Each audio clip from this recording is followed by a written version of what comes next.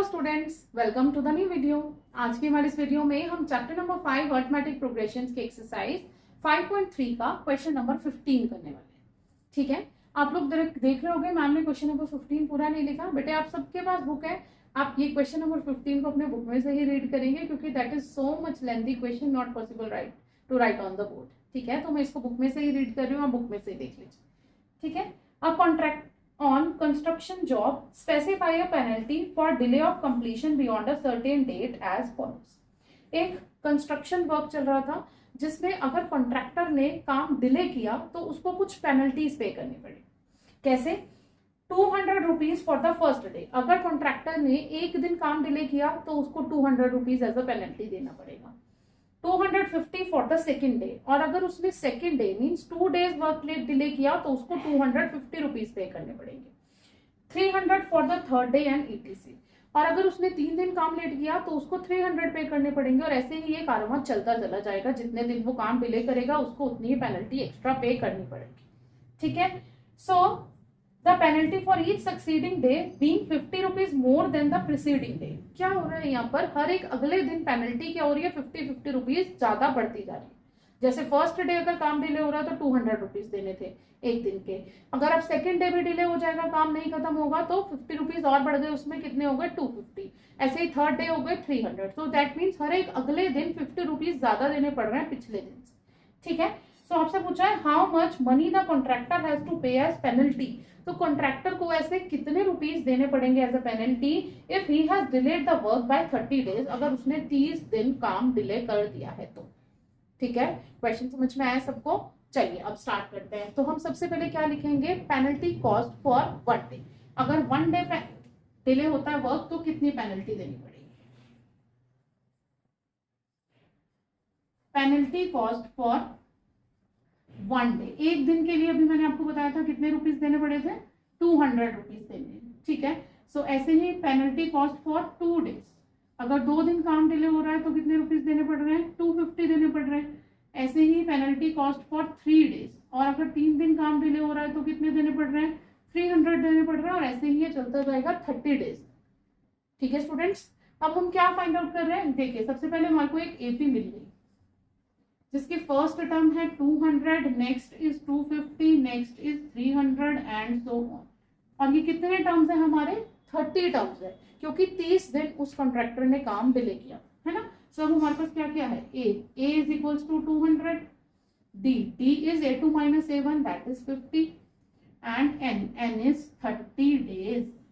Right, अब हमें क्या पूछा है? टोटल पेनल्टी कितनी पे करनी पड़ेगी? टोटल मीन्स सम।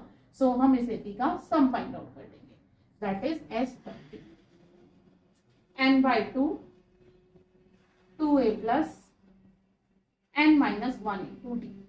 ठीक है, सो 30 डेज की निकालनी है, सो n की प्लेस पे लिख दीजिए 30।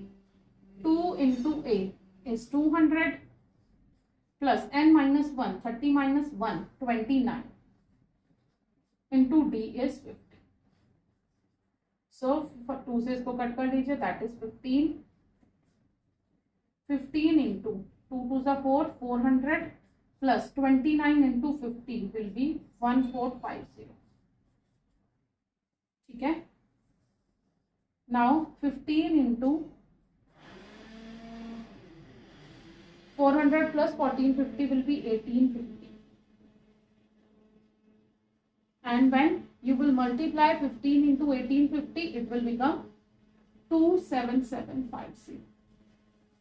so he has to pay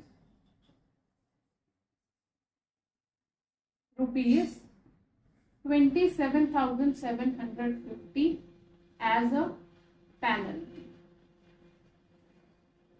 for 30 days।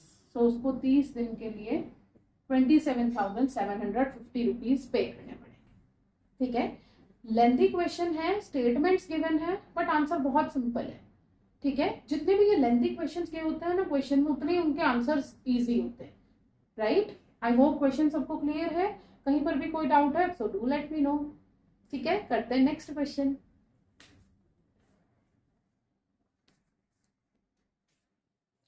चलिए स्टूडेंट्स करते हैं क्वेश्चन नंबर 16।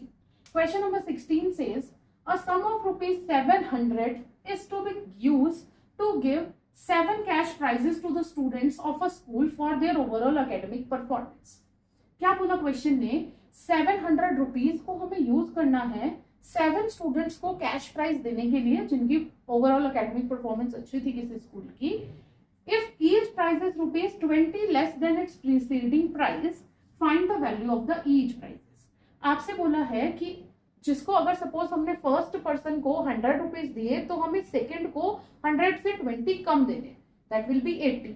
ऐसे ही थर्ड को हमें 80 से 20 कम देने हैं, दैट विल बी 60. ठीक है, 100 मैंने एज एन एग्जांपल समझाया. सो यही कह रहा है क्वेश्चन, हमें 7 कैश प्राइजेस देने हैं और हमारे पास अमाउंट कितनी है, 700 है. फर्स्ट वाले को आप जितना दे रहे हैं, सेकंड वाले को उससे 20 कम देना है, थर्ड वाले को सेकंड से 20 कम देना है, फोर्थ वाले को थर्ड से 20 कम देना है. ठीक है, ये आपकी इक्वेशन है क्वेश्चन की, राइट. सो चलिए स्टार्ट करते हैं इसको. तो पहले लिखेंगे total price money.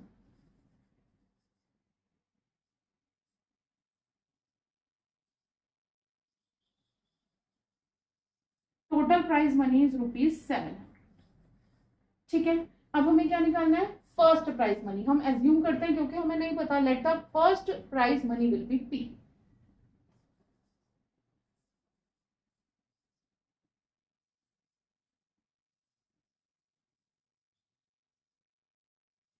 First prize money हमने एज्यूम कर ली P.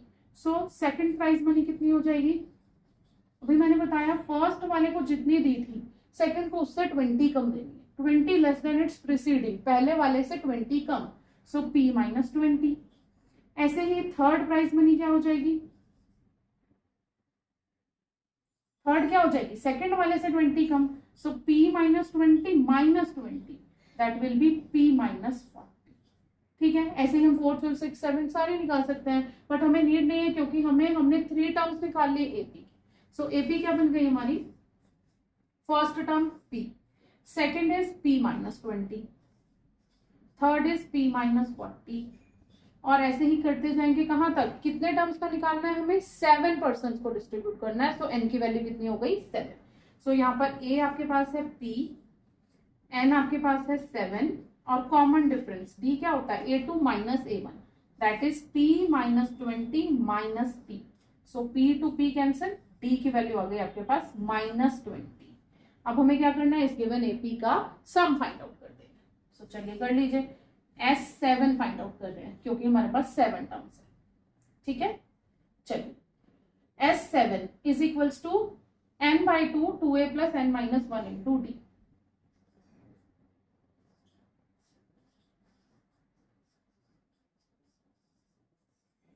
S7 sum of the total हमें गिवन है, कितने अमाउंट हमें डिस्ट्रीब्यूट करनी थी, 700.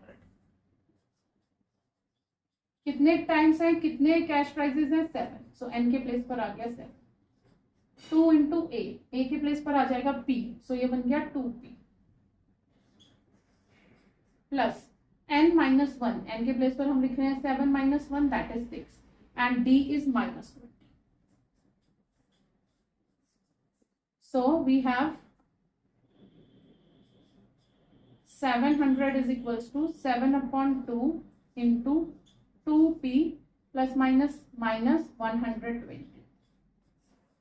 ठीक है, अब देखिए इन दोनों टर्म्स में मुझे 2 कॉमन मिल जाएगा और वो इस 2 से कैंसिल हो जाएगा, और इस 7 को मैं इसके नीचे भेज दूंगी.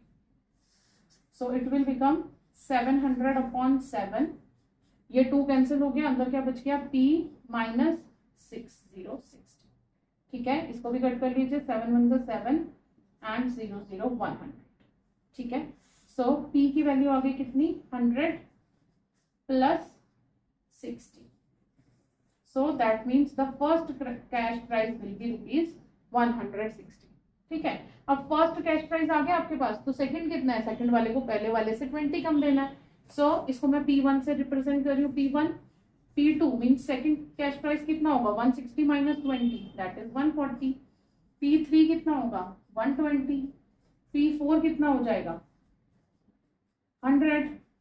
P5 80, P6 60 and P7 40. So these are all prices जो कि उन 7 स्टूडेंट्स को मिलेंगे. और अगर आप चेक करना चाहें आपका आंसर, आप इन सबको ऐड कर लीजिए, इसकी वैल्यू कितनी आ जाएगी आपकी 700। ठीक है, I hope this question is clear to you. कहीं पर भी कोई डाउट है आप मुझे बताइए, I will clear all your doubts. बने रहिए चैनल के साथ। Thanks for watching.